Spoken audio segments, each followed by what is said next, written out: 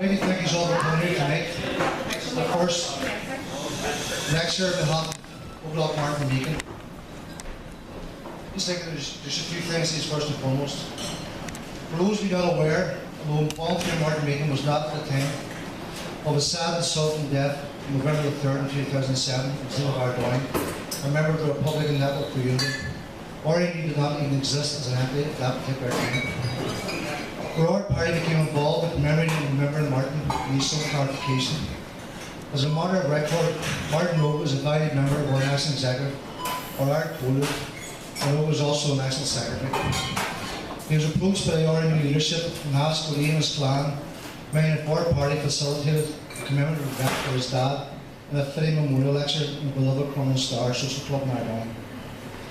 Rowe subsequently consulted his immediate family, relatives, and wider family circle about our approach. We agreed that they would welcome such an event so long as it met with the family's requirements, that their father and grandfather was remembered and Republican prisoners incarcerated in McGabry and their struggle was headed on the night. Since then, the Meekins have contacted Caucus, Cahar and the IRPWA, inviting them all to send spokespeople to this lecture tonight. Caucus sent a representative to deliver a short address outlining the plight of his POWs. Cahar weren't able to send the spokesman on Saturday. We also asked the IRPWA, we didn't hear back in time. Finally, the clan wanted the miscarriage of justice and was forgotten too, also to be discussed at the lecture. Thankfully, we're here and most welcome to this important event.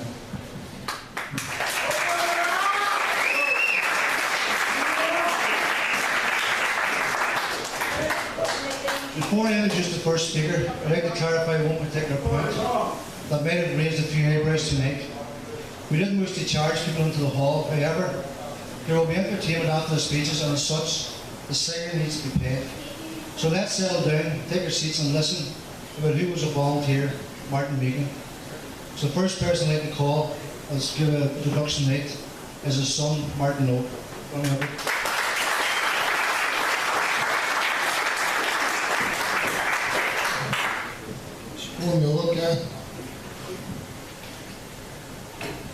Where do you start with somebody like my dad? Very hard thing to do. But I've jotted down a few details here and hopefully I'll explain who he was, where he came from, etc. So just bear with me.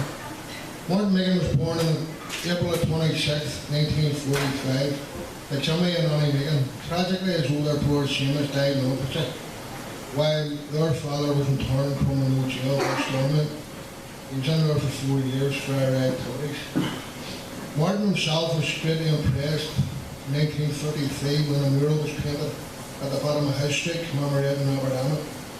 His first brush with bigotry came when he was 10.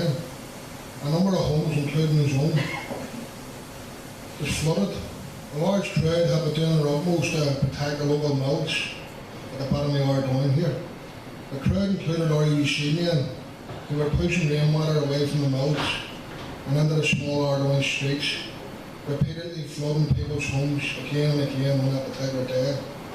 Martin went down and looked and seen a number of sandbags protecting the mills. Couldn't understand why they weren't protecting the houses and the families.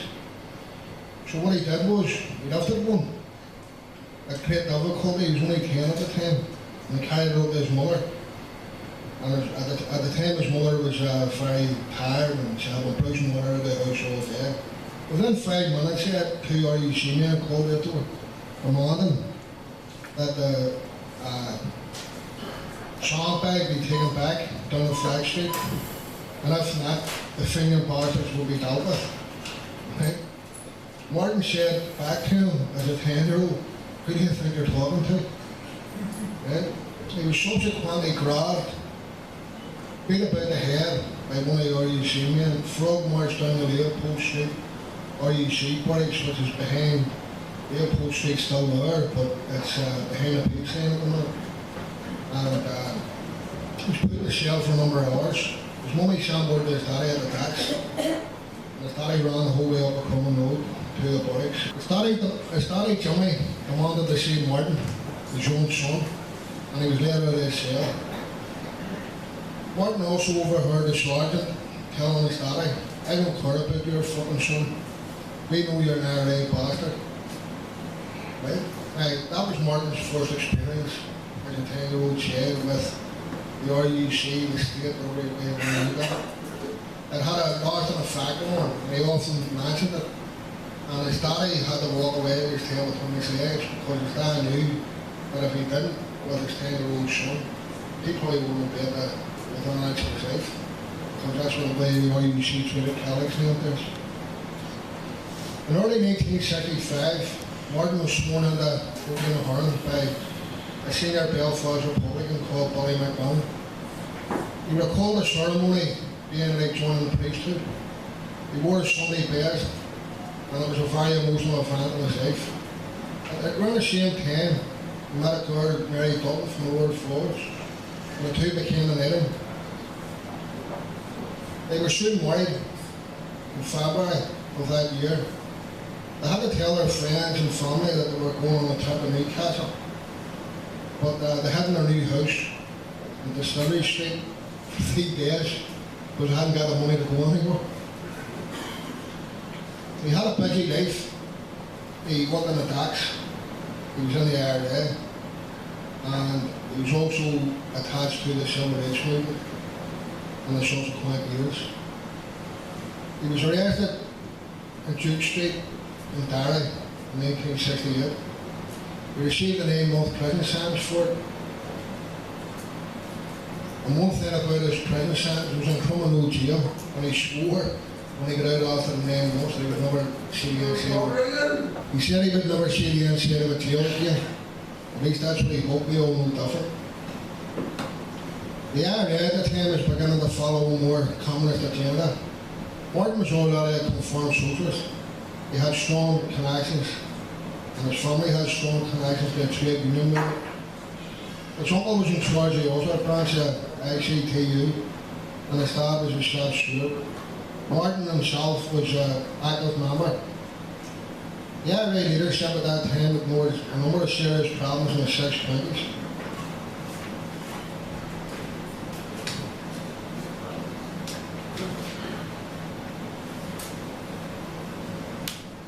They focused too much attention, and they were heavily influenced by English communists. Problems in the IRA came to the fore prior to the 1969 pogroms in Derry and Belfast. Weeks before, the leadership of the IRA in Belfast took all the weapons out of vulnerable areas and centralised them in dumps around the city. The order left vulnerable communities like Ardwine at the mercy of state forces and bigots. And we all know what happened in August 1969. On that night, on the 14th and 15th, bigots attacked the Ardwine area. They were backed up by heavily armed RUC personnel. 3 streets, Catholic-owned shops, pubs were burned to the ground. Hundreds of residents fled the area seeking refuge. Martin Meehan was one of the few local volunteers, along with John McWigan, who used a bit of ingenuity to pretend to have more weapons than they really had. He drove around the district in a battered old car, firing one shotgun into the air in each street to give the effect that there was more weapons in the area than there really was. The ruse worked, and the attackers were kept at bay, most of them anyway. It didn't keep the armoured Land Rovers at bay. They came in the Ardwine and they murdered 2 local residents. Sammy McLaurin and Michael Lynch were shot dead. One of them was shot dead in front of his wife in his own living room. To this day, nobody has been made accountable for those 2 deaths. Due to a pogrom, volunteers like Martin resigned from the IRA in protest at the failure of the leadership to defend the nationalist people. The resignations were grown by the day and the fact that the daily run of the Republican movement. In the meantime, even though he wasn't volunteering, Martin and a fellow dagger from Ardwine had watched and monitored and counted and tamed troops coming in ships into attacks at the time. British troops. What they did was go into one of the ships during work hours. They commandeered 6 brand new rifles. They didn't have any bullets for them, didn't have any magazines for them, but they were happy enough to get 6 rifles. They sped back up the Ardwine, and the two men in particular swore to one another that those 6 rifles would be for protection of people in their own. The IRA had an Army convention in December that year. They endorsed the same Army Council. That forced a number of senior officers to form a provisional Army Council. Billy McKee visited Martin Meehan and he offered 6 magazines and ammunition in return for 3 of those weapons. Martin immediately joined the IRA after being assured that this IRA would protect vulnerable districts like Ardouin.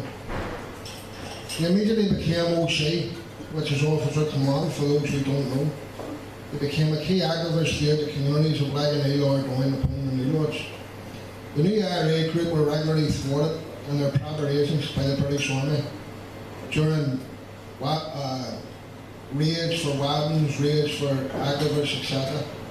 In the New Lodge, a vicious fight broke out between British troops and residents.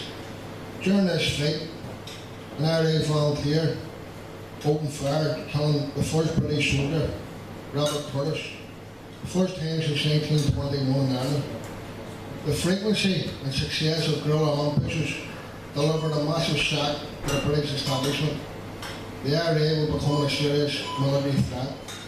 Later in the same day that Curtis was killed, serious crisis also took place in the Old Town area in Ardouin. This resulted in another 2 deaths, one of whom was a civilian, Barney Watt, and another one was a volunteer called Jim Saunders. At Barney Watt's funeral, as it was slowly proceeding along Óglach Martin Road towards West Belfast, a number of bigots approached the hearse and tried to take a tricolour off the hearse. People like Martin and a dozen more young men from Ardouin decided to prevent that happening. Martin was arrested with his brother Sean a couple of days later. They thought it was due to a fist fight. It wasn't. An RUC man said that Martin had pulled out a revolver at the funeral and was prepared to open fire on him. Whether that's true or not, nobody really knows, but the 2 of them had the charge of stabbed against him weeks later, and they returned to their home in Ardouin.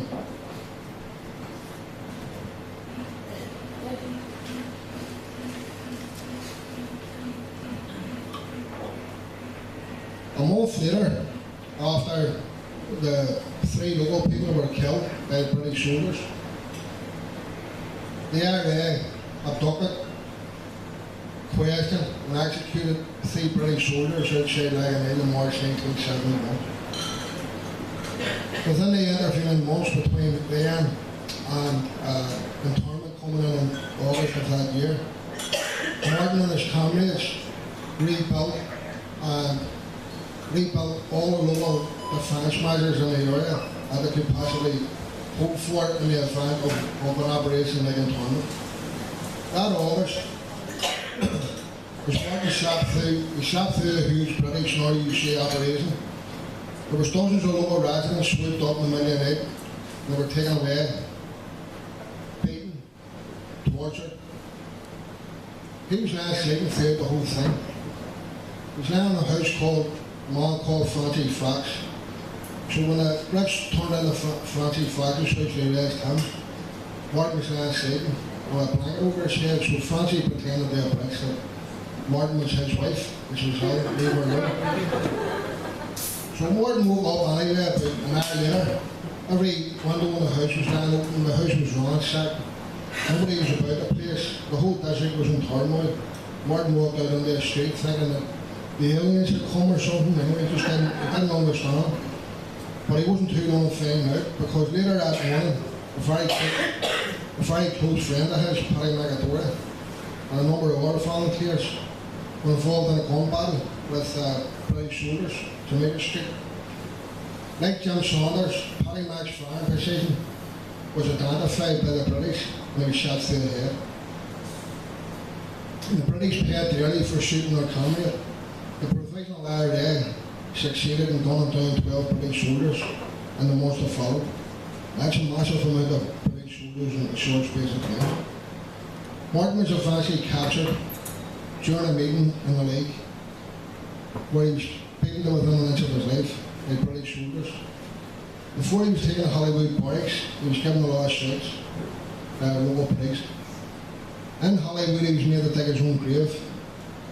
There was hundreds of blank rounds fired at him. He was urinated over by about 50 soldiers. Then he was shooted. He was taken up in a helicopter for about 5-10 minutes, and then he was thrown out. He was only like 1 foot above the ground. Terrifying experience. Within 3 weeks of that experience, Martin and another Ardwine man, Tony Flaherty, successfully escaped out of Cumbernauld jail. They made their way to Dundalk with Vanessa, and they were on their own. As kids, my mother used to bring us down every weekend to see him. We didn't know much about the place or what, we were pretty young. But every time we opened the cupboard to get a glass or a cup to get a drink of water, there was tongues falling out of the cupboards. It's unbelievable. On one occasion, he was lifted by the Free State troops in Garda after him and his mates had a 10-hour gun battle with the British Army across the border.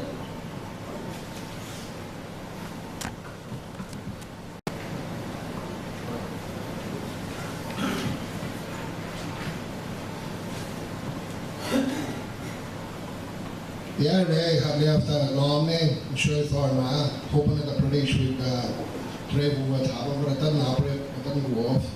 So the IRA had to open fire with everything they had. It lasted a full 10 hours until they were surrounded by the Free State Army. They were eventually captured and were put in Mountjoy. During their time in Mountjoy, they only were for a couple of weeks. 14 civilians were murdered and died by the British Army. The judge who was in charge of the case was an ex-IRA volunteer from the 20s. And he asked the boys in the dock what they wanted to do. Where would you go if I set you free? My dad said he would go immediately to Derry and help people in Derry. The judge said, fair play, tell you you're free to go. Let him go. And he did go to Derry. And he stayed in Derry for about 4 or 5 months, helping out as best he could. He was appointed to the IRA GHQ, which is our general headquarters staff. He became a liaison officer between the GHQ and the Derry Brigade. In the early summer of '72, Martin returned to Ardwine. At this stage he was still on the run, obviously, where he again reprised his role as a provisionals commander. However, due to an informer, he was captured in August of that year after attending an IRA meeting in Jamaica Street. During the operation, over 500 British troops had to seal off Ardwine, and the householder of the house he was staying in was shot and badly injured because he was hiding Martin. He was immediately interned in Long Cash. He was acquitted of escaping from lawful custody because apparently at that time the British Army hadn't ready to arrest him. So he paid that charge, but he was subsequently convicted of IRA membership. While inside, he took part in a 50-day hunger strike with comrades to secure compassionate release for POWs for relatives' funerals. He was released in 1974 and only lasted 2 weeks. He was re-interned again a fortnight later, and he was the very last internee allowed out in 1975. After a few weeks outside, Martin returned to work in the docks.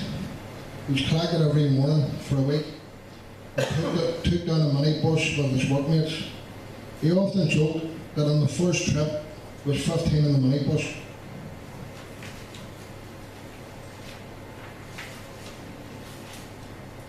The next day, there was only him and the driver. He couldn't understand what the crack was. He thought everybody had a day off or something, and the driver had to end up telling him. They were all petrified going on the same bus as him. He also surveyed a number of royalist assassination plans at this time.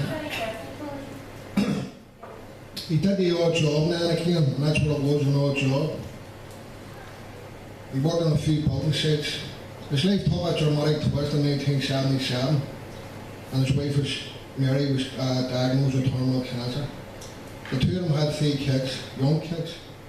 He went to Lourdes with her, but divine intervention didn't happen, and she lost her life in October 77. The British knew how dedicated Martin was to the Republican struggle. He was regularly named in the Westminster Parliament by MPs. They demanded that the British do something. At the beginning of 1979, Martin was appointed Belfast Brigade OC. That summer, the IRA identified an informer operating in the New Lodge. The informer was lifted by the IRA and interrogated for a number of days before being freed by the British Army during a house raid in Nordonia. Even though Martin wasn't there, the informer named Martin as being there. He received a 12-year sentence, even though he had nothing to do. In the Hitchblocks, Martin immediately joined a blanket and did his best under the circumstances to abide by IRA orders. However, he was innocent of the charges. He knew that if the British could convict him and get away with it, they would do so with other people.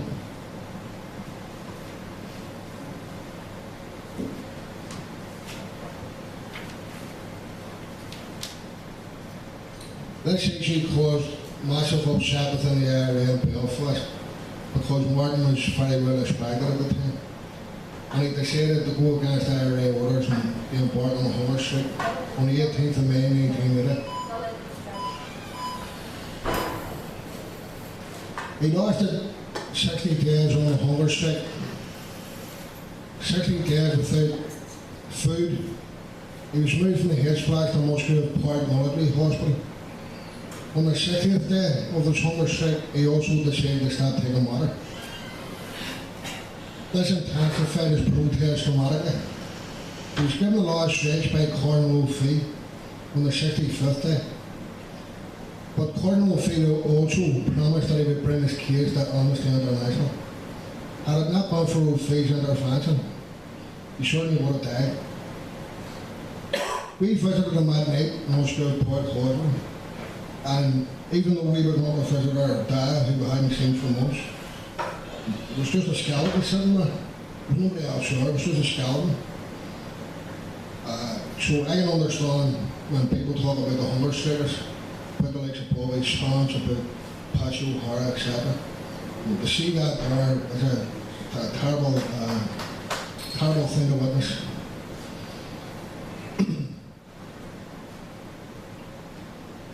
He said that night that he had something stuck in his eye, and I genuinely believe that he had something stuck in his eye. He couldn't even cry. He hadn't got no water left in his body to cry. Right? Anyway, for the next few years, he battled against an awful lot of health issues because of that, and because of the first hunger strike. He spent his time in integrated wings. A number of volunteers resented Martin going on that hunger strike. And that's between them and Martin. That's not for me to decide whether Martin was right or Martin was wrong.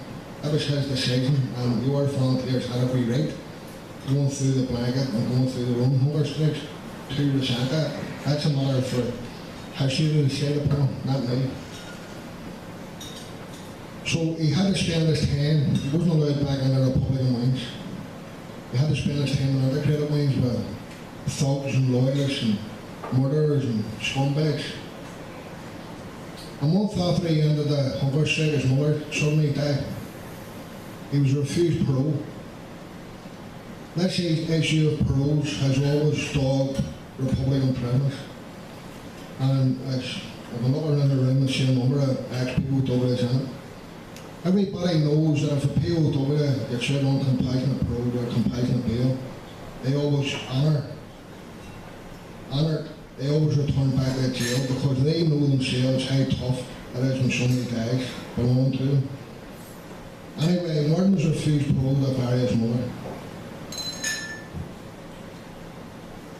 This also marked the beginning, this hunger strike and the shortly after, of a reign of terror against my sister Mary by my dad's girlfriend, Grace. She's pleaded guilty to the issue, and that's a norm matter for history to decide upon. As Martin predicted in 1980 prior to his hunger strike about the state, if they got away with convicting him, they would do so with other people. The British did use informers. They called it the supercross system. In Ardoyne alone, there was 35 people from Ardoyne convicted on the word of one informer. Unlike many of Martin's Republican retractors, when Martin was released in 1885, he returned immediately to the IRA for full active service. There's very few people do anything like that when they experience bitterness and disputes and so on and so forth. But he didn't care. He returned to IRA active service, no problem.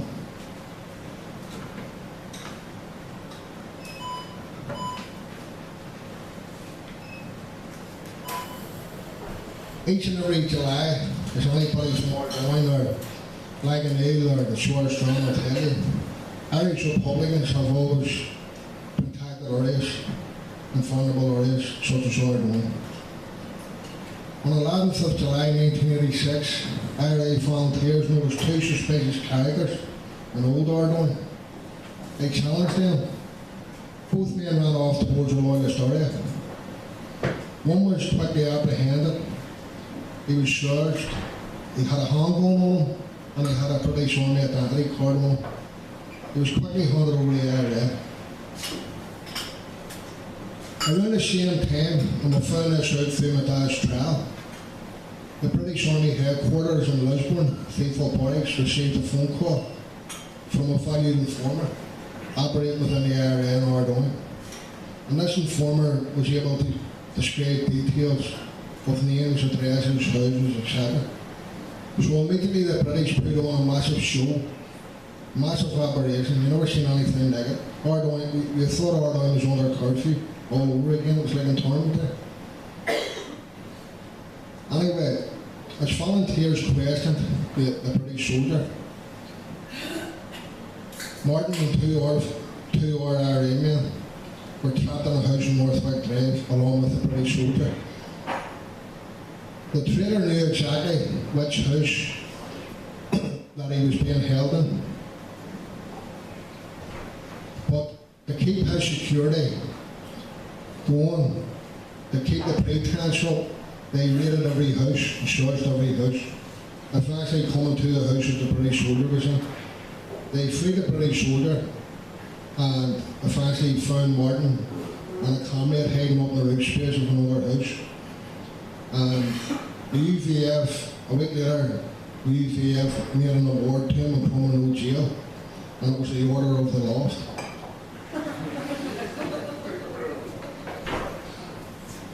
Martin and the two other volunteers were sentenced to 15 years and 12 years each.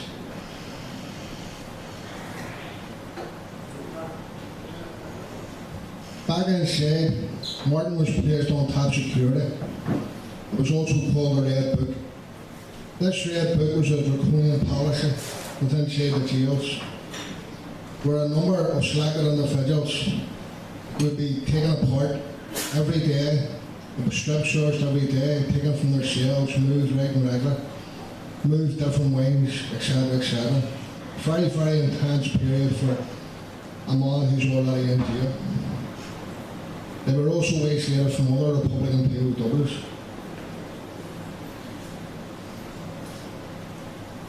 In all, Martin spent 18 years in prison, a long, long time. He was seen as a father figure.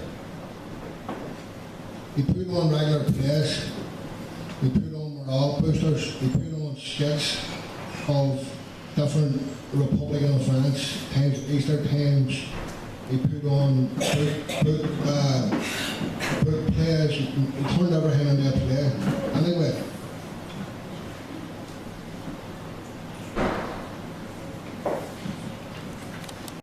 some of the plays he put on were about Tom Williams, Fair Hank in 1942 in Belfast.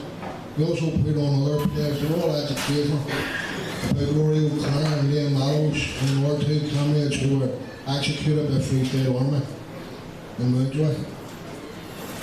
The Red Book, as I said earlier, was a draconian policy. The POWs who were affected by it decided to do something about it. and the only thing they could do was passively resist. In 1988, the riot squad come in to move each and every Red Book prisoner. And what happened was, they were told that it was a passive protest, but regardless, they came in like Darth Vader's. They beat the living daylights out of Martin. Martin was again given the last rites. He has extended about the last rites. He also had a heart attack at that time in the jail. He was beaten, as I said. He was hospitalised for over a week. 10 years later, he took a court case and he won £4,000. He wasn't worried about the £4,000. He wanted to expose the screws for what they were. And this day and hour, and every jail since, and every Republican POW since 1988 and before 1988, still happens. These people still get away with these things. In April '91, Martin's 6-month-old granddaughter died. She was also my daughter. I was also in jail at the time.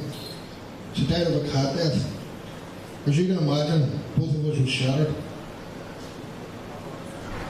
At the time I was on remand in Crumlin jail, my dad was still in the blacks. I went to court and I was awarded 3 hours to go out for a funeral to bury her. Martin, who was our grandfather, was not allowed out. Apparently, a granddaughter is not a member of your immediate family, so he was refused to be allowed out to the funeral. These type of things still happen in this day and age, you know. As before, with his mother's funeral in 1980, he couldn't bury one of his close relatives. These kind of laws are still in action in 2014. A month later, after my child died, I was sentenced to 12 years in Self for an R8 attack in the RUC. I was also transferred to Hitchblacks. I was put in the same way as my dad, next door to one another, which is pretty strange. As I said earlier, he was in for 18 years already, behind bars, so I hardly knew him and he hardly knew me, but the two of us became very firm friends, very firm comrades.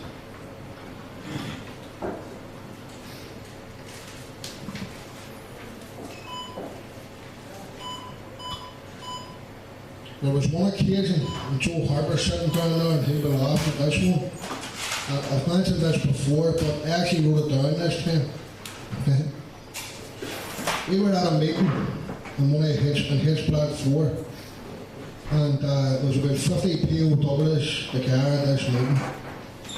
And we were talking about republicanism and how it is and how strong it is, etc., etc. And Martin decided to speak up, put his hand up, and he was given the floor. And he said, republicanism is like a tide coming. You can't stop it. The Republican movement, he said, is like an octopus and it's spreading its testicles all over the place. Right? And I have to say, like, I just wanted the ground to open up and swallow. But, I mean, this was the type of person that I was, you know what I mean? He just said things and didn't care, you know. Anyway, he went for about 3 weeks afterwards telling everybody it was tentacles. But everybody still calls it testicles, so.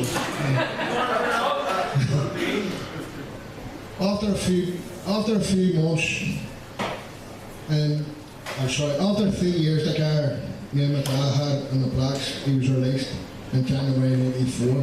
Thankfully that was his last time behind bars. I had to wait more a couple of years after that, but that's beside the point. A few months down the road, the IRA ceasefire took place. Martin was driving home. He was stopped at the RUC in Harbour Street. He was shot upon by the RUC patrol. He received 8 stitches to his head. He had another heart attack. And he took a court case again against the RUC. He was awarded again £4,000. They have this £4,000 thing, don't know why. The DPP who is now called the PPS, charged the RUC man in question, but he was acquitted because the case had lasted too long on the statute books, and he was allowed, and he's actually run about, the last I heard, was in South Belfast. Paul Thompson is his name, he's on the PSNI now. These type of heart attacks, beatings, the 2 hunger strikes he was on had a massive effect on Martin's health. Even at that there, he remained in the IRA throughout. He held a number of important senior roles in the IRA. He also chaired a Sears campaign in the 6 County area, demanding the release of POWs. He was also active within the National Graves Association, and he helped negotiate to have Tom Williams' remains buried in Milltown and out of Cromwell jail, and that was a very proud thing for him to be involved in. I'm coming to the end of it now, I'm sure you're glad. In the last few years, Martin travelled widely. He was deeply moved by the prison camp Auschwitz in Poland. Couldn't believe it. The only thing he couldn't believe was he didn't want to keep him in. If there's one thing about Martin Meehan in his last few years, despite all the difficulties within republicanism, he never overlooked ex-POWs. He never ignored anybody. He never was elitist. He never looked on his nose at people. Anybody who was sidelined by the provisional leadership, Martin Meehan was always there to visit them, whether he be in hospital, whether he be at home, whether he needed help, whether he needed advice. Martin was always there, and he couldn't have cared less what the leadership of the provisional movement said about him, behind his back, in front of his face. He didn't care. And I always very proud of that fact. He also never criticised armed Republicans. Even after the Yuma bomb in '98, he never once criticised them. Publicly, privately, nothing. Right? And I'm always proud of that fact too. He always said he would never be a hypocrite. How could he criticise people when he done exactly the same thing? He continued to keep in contact with POWs in his own way. He couldn't obviously go and visit them, but he sent the odd letter and stuff like that there, the ones from Port Lakes and stuff. He didn't want to leave the provisionals because he thought it was the right thing to do, to stay on board and to stay the course, and that's what he did. And I don't, as my father and as a comrade and stuff, I don't criticise him for that. That's his choice.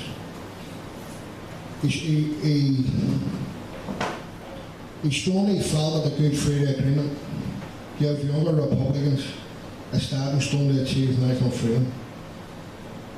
He believed that the Good Friday Agreement was temporary.